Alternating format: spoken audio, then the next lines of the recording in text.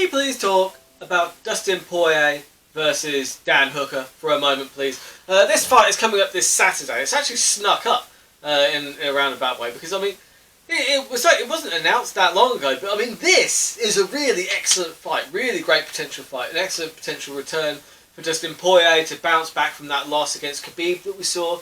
Because let's not forget that before that loss to Khabib, Dustin Poirier was on a really good tear of wins. I mean, Anthony Pettis, like former champion, Justin Gaethje, current interim lightweight champion, and he also beat Max Holloway. Max Holloway, who came up from featherweight, who was the current featherweight champion at the time. And that's not like he was beating up a featherweight. Let's be fair. Max Holloway is a quite large featherweight, and he came up to lightweight. And Max Holloway's boxing is always one of the things that's really set him apart. And Dustin Poirier tore him up. He tuned him up. You know what I mean? He looked really good. And obviously he's coming in against Dan Hooker. Dan Hooker's resume, if I'm honest, it's slightly less impressive. It just is. Let's call it what it is. I mean, he's got some impressive wins though. He's got an impressive knockout over Gilbert Burns, right?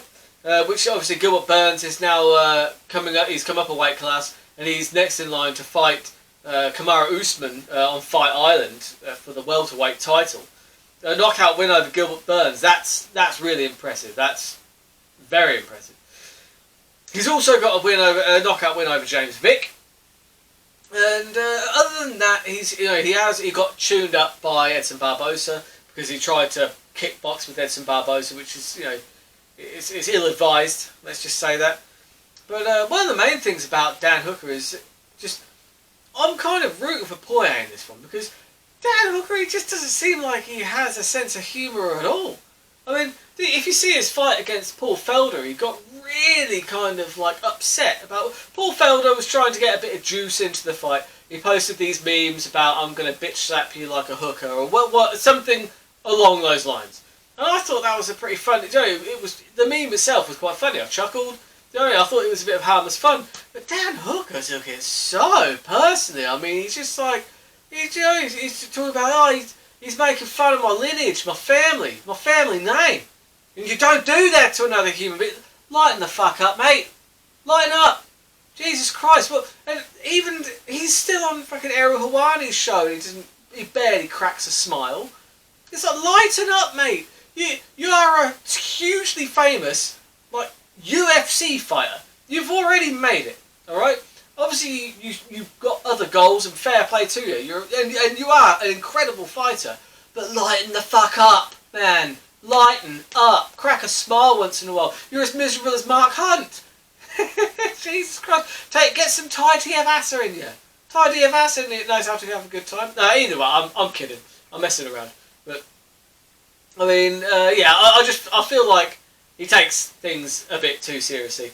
I think he's got his work cut out for him against Dustin Poirier. I really do. Dustin Poirier, he's plus 210 to get the knockout, which I think that's the most likely outcome. I'm not going to bother throwing my money onto that as just a single bet because it's barely even worth doing.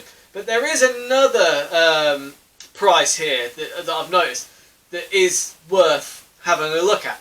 Because if you bear in mind that Dan Hooker, he's an excellent submission guy. He's very good at getting chokes. Although the last person that he did choke out was Marcus DeCasey. That was back in 2017. So he hasn't showcased that recently. But he is an expert at getting chokes. That's why they call him the hangman. He's really good at tying the noose. He is currently 11-1 to get the submission. Now, considering he finishes a quarter of his fights by submission, that is a terrible bet worth taking. 11-1, it's worth a go. I mean, I'm not saying that that's the way it's going to finish because, I mean, personally, I think the most likely outcome is the knockout. But 11-1 for the submission, because I think that is Dan Hooker's best chance of success in this fight. I do not think that he is going to outbox Dustin Poirier. I mean, I've been wrong before, but I don't see that happening. Dustin's boxing is really excellent. He's shown that time and time again. I think Dan Hooker's key to victory here is to get it to the ground, by way of scramble, whatever, but he's quite a long guy. He could easily get a trip, something in the clinch, and then find that choke. That is his key to victory. And at 11 to 1, that's worth a tenner all day. I'm doing it. I'm doing it right now. It's already on. It's already on. Here's a bet that I made earlier. You know. Anyway, Dustin Poirier plus 210 to get the knockout, which I do think is the most likely outcome here. But I'm not going to put that on straight because that wouldn't be a terrible bet. That'd be a good bet, and that's not what I'm all about. You know. So I'm putting Dustin Poirier together with a couple of other fights on the card that I will go into more detail in another video. But I do think that Mickey Gall has a good chance of beating Mike Perry for various reasons. And I also think that Gian Villante going up to heavyweight, that's a good move for him. He gets knockouts all the time.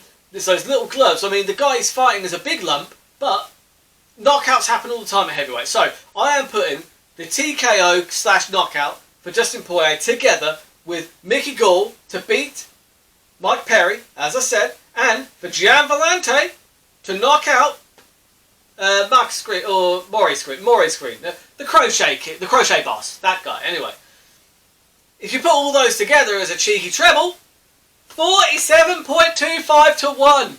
Awful. Terrible. Do not place that bet. I mean, I'm going to do so. I mean, it was a free bet, if I'm totally honest.